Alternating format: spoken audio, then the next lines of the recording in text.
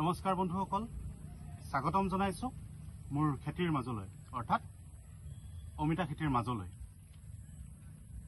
গুটি কেতিয়া পচাব, পুলি কেতিয়া প্ৰস্তুত কৰিব বা প্ৰতিপালন কেনেকৈ কৰিব, সকলোখিনি এই ভিডিঅ'টোৰ যোগেদি খালি আপোনালোকে ভিডিঅ'টো শেষলৈকে চাই থাকিব আৰু যদি ভাল লাগে কৃষক বন্ধুসকলৰ কাষ চাপিব পৰাকৈ শ্বেয়াৰটো শ্বেয়াৰ কৰি দিব।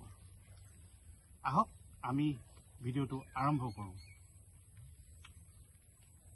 অমিতা খেতিটো এটা অত্যন্ত লাভজনক খেতি। সকলোৱে নিশ্চয় গম পাইছে, ফেচবুক বা ইউটিউবত আপোনালোকে নিশ্চয় প্ৰত্যক্ষ কৰি আছে। কিন্তু মই নিজৰ খেতি মই নিজেই আজি এনেধৰণে আপোনালোকৰ আগত অৱগত কৰিবলৈ আহিছোঁ এই তথ্য সহকাৰে।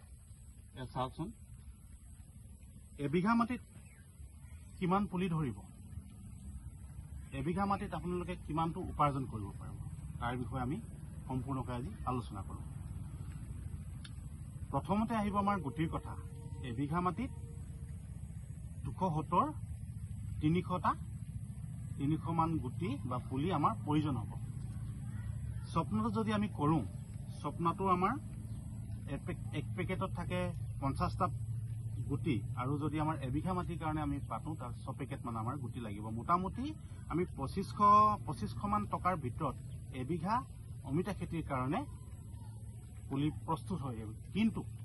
কিন্তু মই যেনেধৰণে কৰোঁ তেনেধৰণে আপোনালোকে কৰিলে মানে 2500 টকাৰ ভিতৰত পুলিবিলাক প্ৰস্তুত কৰি আহিব। যি মই নিজে আজি এই খেতিটোৰ লগত প্ৰায় 8-10 বছৰ এই খেতিটোৰ লগত জড়িত হৈ আহিছোঁ।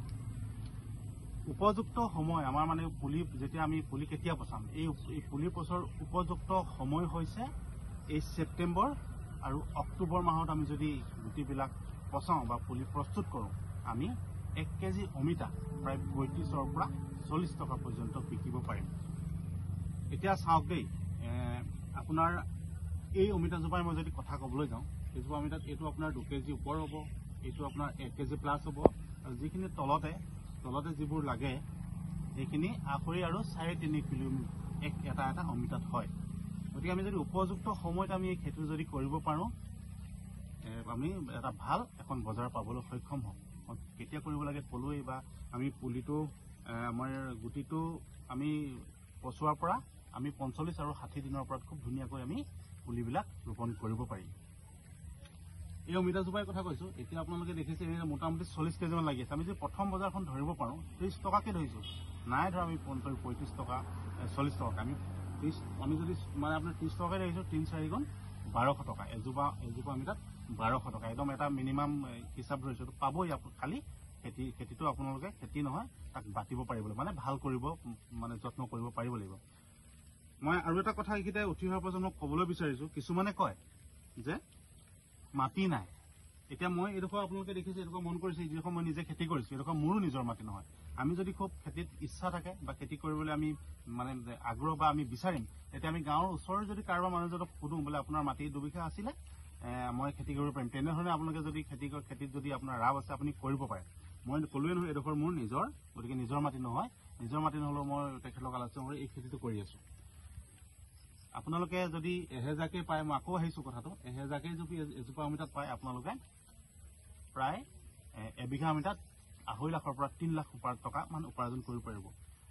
যিবিলাক ল'ৰা ছোৱালী আমাৰ এতিয়া চেন্নাই, বেংগলত কাম কৰি আছে, মই তেখেতসকলক নাযাবলৈও কোৱা নাই বা কামটো কৰিবলৈ কোৱা নাই, কিন্তু ঘৰত থাকিও যে এই খেতিটো কৰি যে অমিতা খেতিটো কৰি যে তাত ভাল এটা উপাৰ্জন কৰিব পাৰিবি, তাৰ এটা মই প্ৰমাণ। মই এইখিনিতে এটা কথা ক'বলৈ বিচাৰিছোঁ যে এই খেতিটোৰ লগত যিসকল ব্যক্তি জড়িত হ'ম বুলি ভাবিছে বা কৰিবলৈ ইচ্ছা আছে, তেখেতসকলক মই 100% সহযোগ কৰিম। কেনেধৰণে গুটি পচাই, কেনেধৰণে ইয়াৰ প্ৰতিপালন কৰিব লাগে, কেতিয়া ৰুব লাগে। যদি গুটি আপুনি ওচৰত পাবলৈ সক্ষম হোৱা নাই, মই আপোনাক গুটিবিলাক যোগান ধৰিবলৈ চেষ্টা কৰিম। তাত আপোনালোকে নাভাবিব যে মই কিবা এটা বেনিফিট ল'ম, কিবা এটা লাভ, এইটো কোনো কথাই নাই। মই আপোনালোকক মানে আপোনালোকৰ সহায় হোৱাকৈ মই আপোনালোকক দিব চেষ্টা কৰিম। মই ক'লোৱে স্বপ্নটো আপোনাৰ আমাৰ ইয়াতে 320ৰ পৰা 330 টকা লয়। গতিকে আপুনি সেই ৰেটতে, হয়তো কমো পাবলৈ আছে, সেই ৰেটতে আপোনালোকক মই গুটিৰ যোগান ধৰিবলৈ চেষ্টা কৰিম। মই যিমান আজিলৈকে ভিডিঅ' দেখুৱাইছোঁ মই কৈয়ে আছোঁ যে মই নিজৰ প্ৰায় মই নিজেই ভিডিঅ'বিলাক বনাবলৈ চেষ্টা কৰিছোঁ। আপোনালোকৰ মৰম আৰু আশীৰ্বাদ লাগে। মই খেতিৰ সম্বন্ধীয় যিবিলাক বিষয়বস্তুৰ ওপৰত ভিডিঅ' বনাবলৈ চেষ্টা কৰিম। এনেধৰণে মই ভিডিঅ' প্ৰস্তুত কৰা নাই, এইটো মই আজি এনেধৰণে ওলাই খুব মানে এটা কিছুমান কথা থাকি যাব পাৰে। আপোনালোকে যদি মোৰ থাকি গৈছে বা ভুল হৈছে আপোনালোকৰ মতামতসমূহ আপোনালোকে জনাব। আৰু মই আকৌ পুনৰবাৰ কৈছোঁ যে কৃষক বন্ধুসকলৰ কাষ চাপিব পৰাকৈ এই ভিডিঅ'টো আপোনালোকে শ্বেয়াৰ কৰি দিব।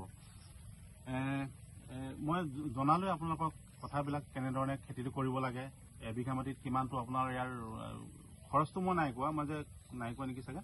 খৰচটো আকৌ মই কৈছোঁ যে 15,000 টকাৰ ভিতৰত আপোনালোকে এই খেতিটো এবিঘা মাটি 15,000 টকাৰ ভিতৰত আপোনালোকে কৰিব পাৰিব। কিন্তু মই যেনেধৰণে কৰি আছোঁ তেনেধৰণে কৰিব লাগিব।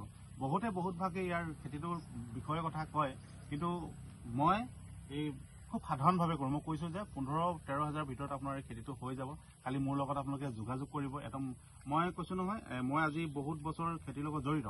গোটেই যিমান খেতি কৰিছোঁ গোটেই খেতিৰ তুলনাত অমিতা খেতিটো একদম ফাৰ্ষ্ট ক্লাছ, মানে খুব ভাল, কম কষ্টত অধিক উপাৰ্জন কৰিব পাৰি।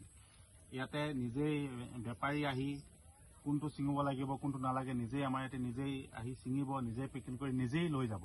মই ক'লো নহয় এটা খুব লাভজনক খেতি। উঠি অহা প্ৰজন্মই এনেধৰণৰ খেতিৰ প্ৰতি আগ্ৰহ কৰক। কিয় নোৱাৰিব? যদি ভালদৰে কৰে, যিকোনো কাম যদি ভাল কৰে আপুনি সফল হ'ব পাৰিব। মই এই ভিডিঅ'টো এইটো কাৰণে প্ৰস্তুত কৰিছোঁ বা মই প্ৰস্তুত কৰিবলৈ ভাবিছোঁ, প্ৰস্তুত কৰিম। মই আকৌ কৈছোঁ যে আপোনালোকৰ মৰম আৰু আশীৰ্বাদ লাগে আৰু কৃষক বন্ধুসকলৰ কাষ চাপিব পৰাকৈ মই কৈছোঁ যে এনেধৰণৰ ভিডিঅ'বিলাক আপোনালোকে শ্বেয়াৰ কৰিব, যি আৰু এজন অকণমান হ'লেও উপকৃত হ'ব পাৰিব। ভিডিঅ'টো কেনেকে ধৰণে কি মই কৰিব পাৰিছোঁ বা কি আপোনালোকক জনাব পাৰিছোঁ, মই বা থাকিও গৈছে নেকি আপোনালোকে মতামতবোৰ জনাব।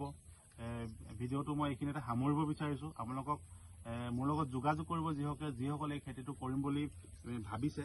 গোটেইখিনি মই আপোনালোকক তথ্য সহকাৰে জনাম। গুটি প্ৰস্তুত কৰাৰ পৰা একদম শেষলৈকে মই আপোনালোকক সহযোগ কৰিম, মই কথা দিছোঁ। গতিকে ভিডিঅ'টো ইমানখিনিয়ে। মই তথ্য সহকাৰে মই দেখুৱালোঁ। মই নিজৰ খেতি মই নিজেই দেখুৱাইছোঁ যেনেধৰণে মই কৰি আহিছোঁ। ভিডিঅ'টো ইমানেই ভাল লাগিলে আপোনালোকে লাইক কৰিব, শ্বেয়াৰ কৰিব আৰু মুকুট শইকীয়াৰ যদি আপোনালোকৰ পেজটো ফ'ল' কৰি লোৱা নাই, এই খেতিৰ সম্বন্ধীয় তথ্যবিলাক পাই থাকিবলৈ ফ'ল' কৰি ল'ব। ধন্যবাদ। ভিডিঅ'টো ইমানেই আছিলে। জয় কিষাণ, জয় আই অসম। ধন্যবাদ।